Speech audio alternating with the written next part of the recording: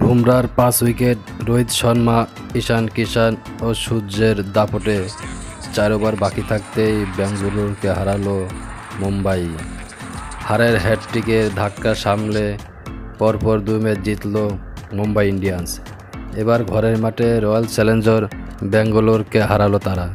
প্রথমে ব্যাট করে 196 রান করেছিল বেঙ্গালুরু, কিন্তু সেই রান তাড়া করেও মুম্বাইকে আটকাতে পারল না তারা।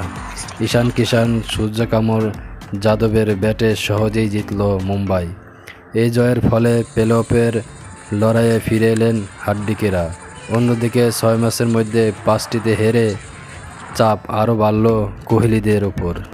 টসে জিতে প্রথমে বল করার সিদ্ধান্ত নেন মুম্বাইয়ের অধিনায়ক হার্দিক পান্ডিয়া। আগের 5 ম্যাচে রান পেয়েছিলেন বিরাট কোহলি, কিন্তু এই ম্যাচে ব্যর্থ হলেন। 3 রানের মাথায় জসপ্রীত বুমরার বলে তার ব্যাটের কানায় লেগে পিছনে যায়। বাঁ দিকে ঝাঁপিয়ে ভালো ক্যাচ ধরেন ঈশান কিষান।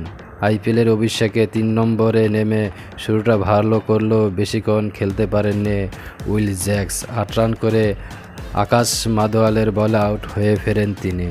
বুমরা বুঝিয়ে দিলেন কেন তাকে টি-20তে এত গুরুত্ব দেওয়া হয়।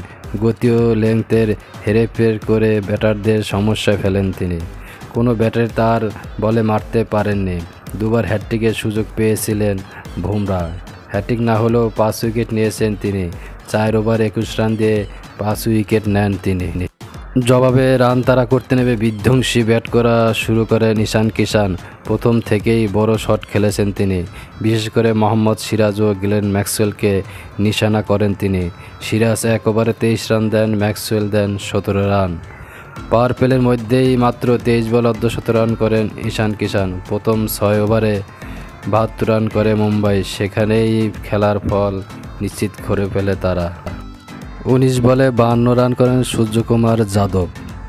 শেষ পর্যন্ত 27 বল বাকি থাকতে 7 উইকেটে ম্যাচ জিতে যায় মুম্বাই ইন্ডিয়ান্স। যারা আমার চ্যানেলে নতুন, চ্যানেলটি সাবস্ক্রাইব করে পাশে থাকবেন। ধন্যবাদ।